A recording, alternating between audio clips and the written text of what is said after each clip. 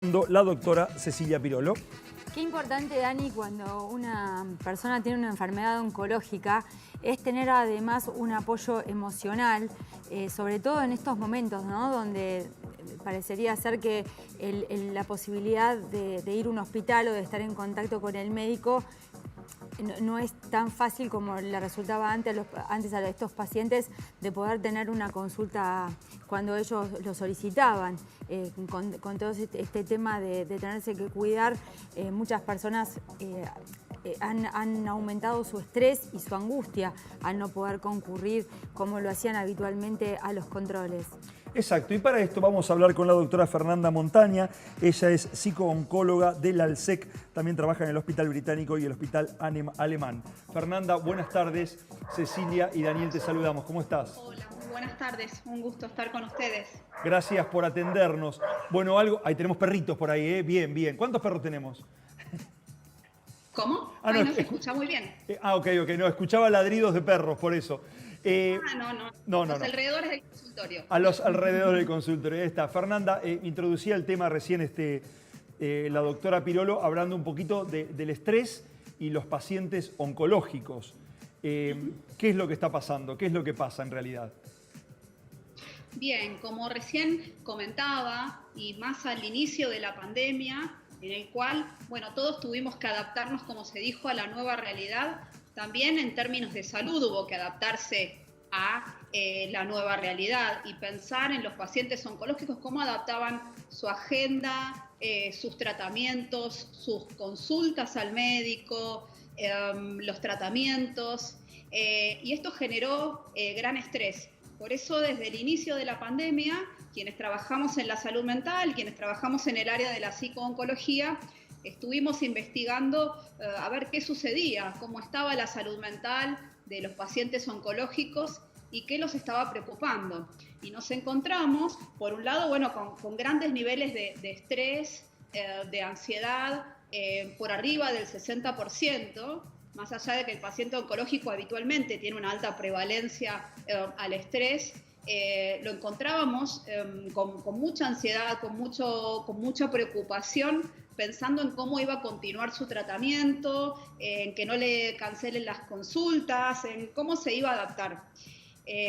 Luego los protocolos se fueron adaptando y fuimos encontrando la manera de dar continuidad. La teleconsulta, de hecho, fue uno de los grandes logros de esta pandemia, que permitió, por ejemplo, a los psicooncólogos acercarnos, a estar presentes no solo en la consulta externa, sino inclusive en los pacientes internados o los pacientes aislados, ¿no? El sistema, como estamos haciendo ahora, el sistema de videollamada y todo lo que es la tecnología nos permitió ir saltando los obstáculos de la pandemia. Pero bueno, desde el inicio hubo que estar muy atentos a la alta ansiedad y el alto temor, diría, claro, a la continuidad de los tratamientos. ¿Ese temor tenía que ver más con la continuidad de los tratamientos o también con que estaba asociado muchas veces este virus a una inmunidad suprimida y que muchos pacientes oncológicos, al tener que tener algunos tratamientos inmunosupresores, también podían llegar a tener mayor riesgo que la población general?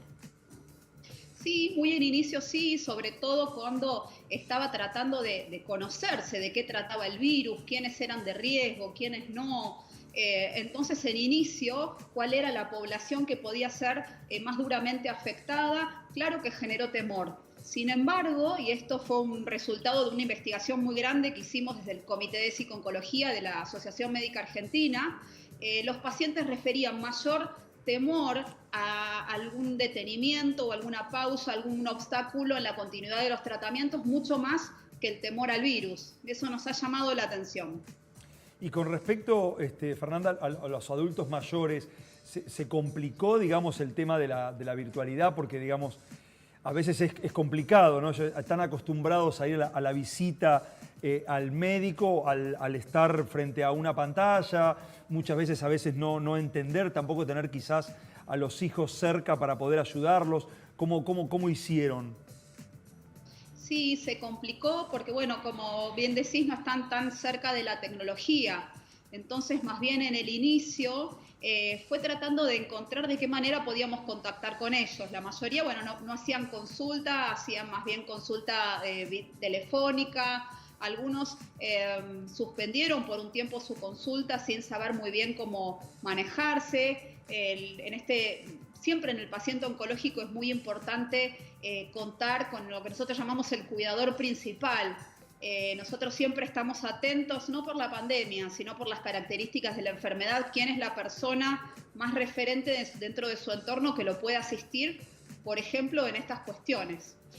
Hoy también, así como sobre todo se ha ido trabajando y estudiando y adaptando en esta pandemia, también se están adaptando guías para el manejo de la teleconsulta en psicología, en psico-oncología puntualmente para la población latinoamericana, tratando de pensar también cuáles van a ser las particularidades para llevar adelante las consultas de los adultos mayores. Eso te iba a preguntar, ¿cuál es la diferencia que ustedes hacen en relación a una consulta psicológica de un paciente que no es oncológico? El tiempo de la consulta, la dirección a donde va apuntado, que además de en la consulta ustedes por momentos requieren que intervenga la persona que va a acompañar a ese paciente oncológico. ¿Cuáles son las principales diferencias con una consulta tradicional?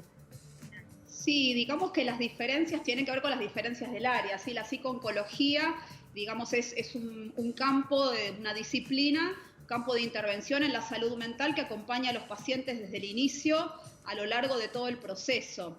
Y siempre para nosotros es bien importante identificar quién es la familia, quién es el entorno cercano del paciente y también su cuidador principal, porque los psicooncólogos, en sí el equipo de salud en oncología trabajamos con todo el grupo, ¿sí? Con el paciente y con su familia también.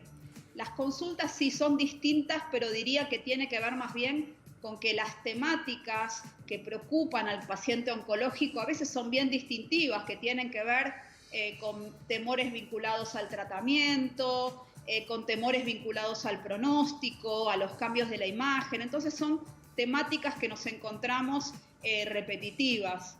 Pero sí, las intervenciones también, porque tiene que ver con que vamos tratando de sujetar algo de todo este movimiento de lo emocional para facilitar que se pueda adaptar a todo el proceso de tratamiento, que adhiera y que lo pueda llevar con una buena calidad de vida, pensando también en la calidad de vida emocional, ¿sí? Totalmente, y qué importante realmente. Fernanda, muchísimas, pero muchísimas gracias por esta comunicación y por charlar un ratito con nosotros. Te dejamos seguir trabajando. Muchas gracias. Muchas gracias a ustedes. Hasta luego. Hasta luego. Muy bien, señoras y señores, a que el